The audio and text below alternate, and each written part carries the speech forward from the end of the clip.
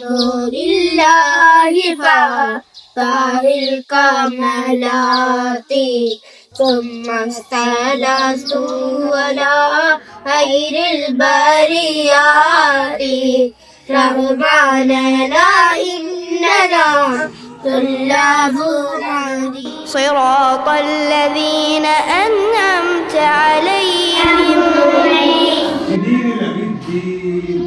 റഅയ്തു ഞാൻ കണ്ടു, അല്ലകലക ക്വക്കിനെ കണ്ടു, ഡാഷ് ഷജറത്തി മരത്തിൽ, ലക്കലക്ക എന്നല്ലേ ക്വക്ക്. അതെന്നാ നമ്മളെ നാടൻ ഭാഷയുള്ളൂ, നാരയൊന്നുമില്ലു. നമ്മളെ കുളത്തിലെ നീന്തുന്നവര്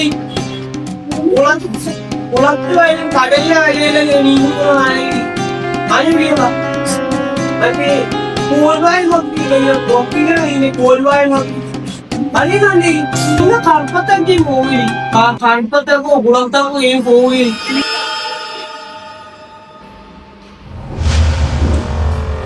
ഈന ഒന്നുകൂടി അറിയുന്നത് അത് നമ്മുടെ പ്രകൃതി അറിയുന്നു.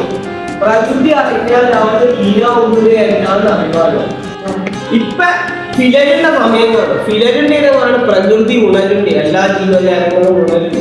തൽക്കാലം നമ്മൾ അത് കണ്ടു പോവാം. പ്രകൃതി ബാക്കിയുള്ള ആൾക്കാരെല്ലാം എവിടെ അഞ്ഞാല് ആ എന്നാ അമ്മാവനെല്ലാം വിളിപ്പാൻ പോവാം. ആ വേമ്പ നട നടന്നോ.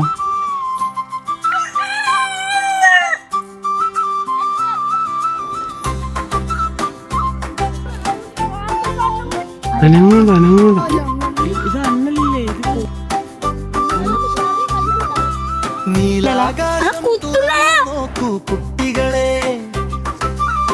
ചിറകുകൾ വിരിച്ചൊരു ലോകമിതാ, പക്ഷികളുടെ പാട്ടിൽ പഠിക്കാം നമ്മൾ ജീവന്റെ ആദ്യ അക്ഷരമിതാ. മണൽ ദരികൾ പറയുന്ന കഥകൾ, കടൽ ചെപ്പുകൾ കാത്തുവച്ച സ്വപ്നങ്ങൾ, ഓരോ ജീവനും നമ്മുടെ കൂട്ടുകാരൻ, ഭൂമി എന്ന അമ്മയുടെ കുഞ്ഞുങ്ങൾ.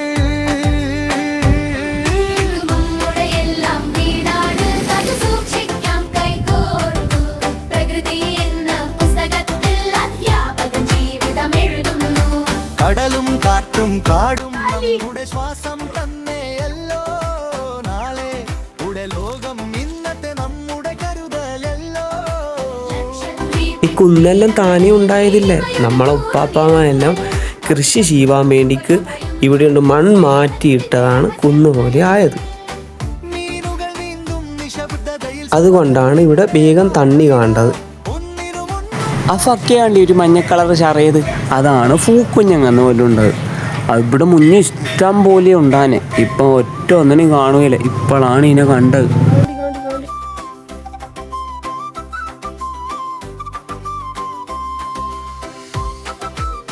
ഇതാണ് ചേമ്പ്. ഇത് രണ്ട് ടൈപ്പ് കണ്ടി, ഒന്ന് ഡാർക്ക് ഗ്രീനും ഒന്ന് ലൈറ്റ് ആയിട്ടുള്ള ഗ്രീന്. ഇത് കണ്ടി ഈ അല്ല, ഇതില് ഈ ലൈറ്റ് ആയിട്ടുള്ള ഗ്രീനുള്ള ചേമ്പില്ലേ, ഇതാണ് തിന്നുണ്ട്. ഇതിനാ കിളങ്ക് ഫുളുക്കി തിന്ന ഹരങ്ങെന്നറിയാം. ഈ ലോകത്തുള്ള മുഴുവൻ ജീവജാലങ്ങളെയും ഉണ്ടാക്കിയ തണ്ണിയും താണ്ടേ. നാം പഠിപ്പിക്കില്ല പുസ്തകത്തിൽ, നാം ജീവിച്ചാണ് കാണിക്കേണ്ടത്. നമ്മൾ നല്ലവരായാൽ മാത്രം ഭൂമിക്കും നല്ല നാളെയുണ്ടാകും. ഒച്ചുണ്ടാക്കായവാ നല്ല ആകെ ആ ഫുളൂനെ ഒത്തിനു വേണ്ടി. അതാണ് കോൽബായം വക്കി. അതിനെപ്പറ്റി പണ്ടുള്ള ആൾക്കാരെ പാട്ടെല്ലാം പാടി. അവിടെ ആ കല്ലിനെ വെച്ചുള്ള കണ്ടി, അതാണ് അണ്ണൽ. നാളെ ഉടെ ലോകം ഇന്നത്തെ നമ്മുടെ കരുതലല്ലോ.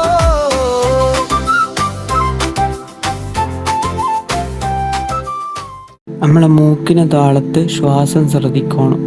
ആ ശ്രദ്ധിച്ചുള്ള ചേന ശ്വാസം ഇങ്ങനെ മേലേക്ക് കൊണ്ട പോലെ ആ ശ്വാസത്തെ തണുപ്പും ആ ചൂടും ഇങ്ങനെ അറിയും. ഉപലേശം കഴിഞ്ഞ് കഴിഞ്ഞാൽ ശ്വാസം ഇല്ലാത്ത പോലെ ആയി നമുക്ക് മാറും. ഈ മരത്തിൻ്റെ ഒരു ലോകം നമുക്ക് അനുഭവിക്കാൻ പറ്റും.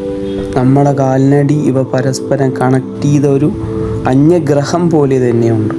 ബയോളജിക്കലി ഒരു ഇൻ്റർനെറ്റ് കണക്ഷൻ.